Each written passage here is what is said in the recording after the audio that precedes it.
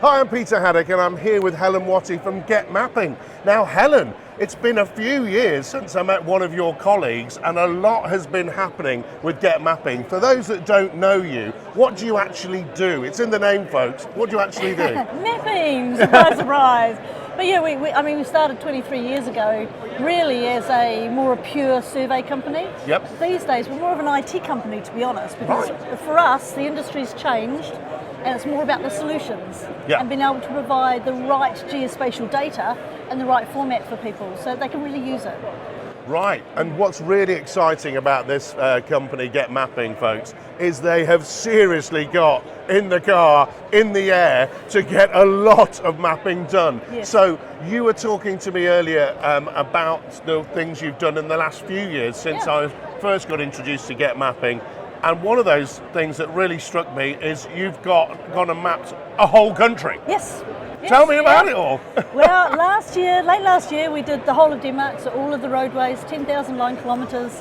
It was right smack bang in the middle of COVID as well, so there were lots of issues and problems, but we did it end to end. We delivered the extractions from the data as well within 6 months, which was fantastic. So let's just talk about this, folks. What we're talking about here is we're talking about mapping in a geospatial sense. So we're talking about the air with a fixed flight that you're making along that road. And then we're talking about your version. You used the previous version of the Pegasus machine that we see behind us there to actually map the road. And have you gone underground as well? We do underground. We haven't for that particular project, but yes, we can do underground. We work with partners for underground because it is very specialised. Yep. But I think where Getmapping is exciting is that for Great Britain, we have the best coverage. We've got a whole seamless map that we've been doing since 1999. Some people know that as master map, etc.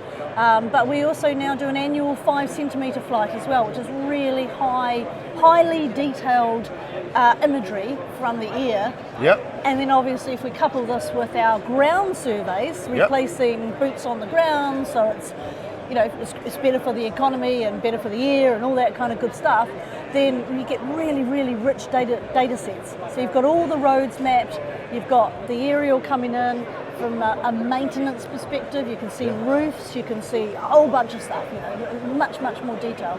And what's really exciting about that is we're looking at different ways and how we can use this technology to identify potential problems coming up, to use preventative maintenance, but also to look at how we expand and grow as a country and that network, how that will cope with it. How are people using your data now? Because there must be so many people looking at it and using it now. Yeah, I think from a mobile mapping perspective, it tends to be more motorways and highways and mapping, changes.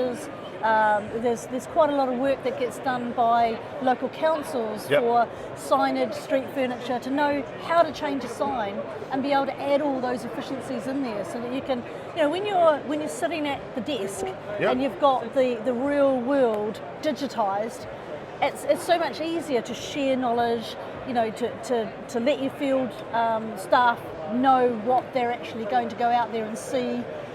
All of that now can be done from the desk, and it was only a few years ago where it couldn't be done from the desk, and they absolutely had to go out there. So we do everything from motorways, etc. But one of the new, I suppose, emerging technologies is a lot of the cloud platforms that need a solid base. So it's a bit like using Google, but because Google uses a lot of our aerial imagery.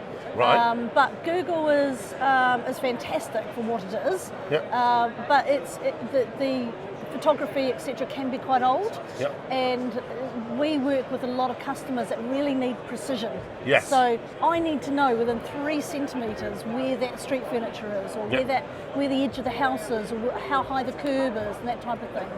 So what we do is when we map on the road or we map from the air, we're getting imagery, which you can then run things like computer vision over, to extrapolate information. And we also capture a lot of geospatial data in the form of point cloud for the sake of mobile mapping, but also just geospatial data, the power of where.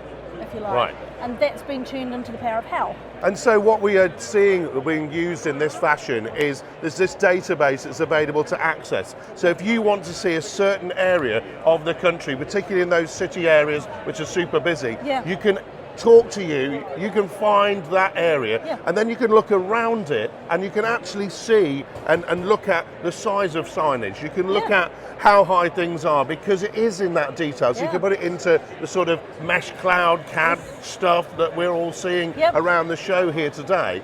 That means that other people don't have to go out to do that job, doesn't it? And that, really, like you say, is a huge carbon and sustainability benefit for the UK. And so when you're looking at that as well, it's all about how you are planning future changes or future roadworks, isn't it? So you know the space that you've got to play with. And so what are the big impacts? You've obviously done the whole of Denmark. That is insane, folks. What is the big impact already from that for that country, and knowing they've got that new resource? They're finding that although they contracted for Denmark for one division, if you like, within the organisation, they're finding that lots of other people within their same organisation are going, actually, I can use that information for, environmental staff, or, for looking at, or to provide to our archaeology department, or, there's all these other divisions that can now use the information. And where that's special was 3 years ago, it was all about the GIS teams, and it was very specialised data that you had to use specialised software for.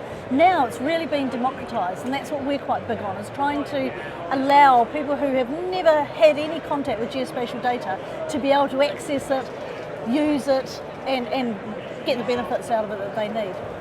And this is what I really like, this word of democratising data, because basically that's saying we're not going to keep it all to ourselves. We're going to share that information. We're not going to force you to go out and do the same work again, over and over again. We're going to share that. And what that allows us to do is allows us, as you keep mapping, like you said, it allows us to look at the changes and the impacts works have had over a period of time, where we're layering the things that people have done, and can show success as well to people when they're looking at doing an as similar project, isn't it? Absolutely.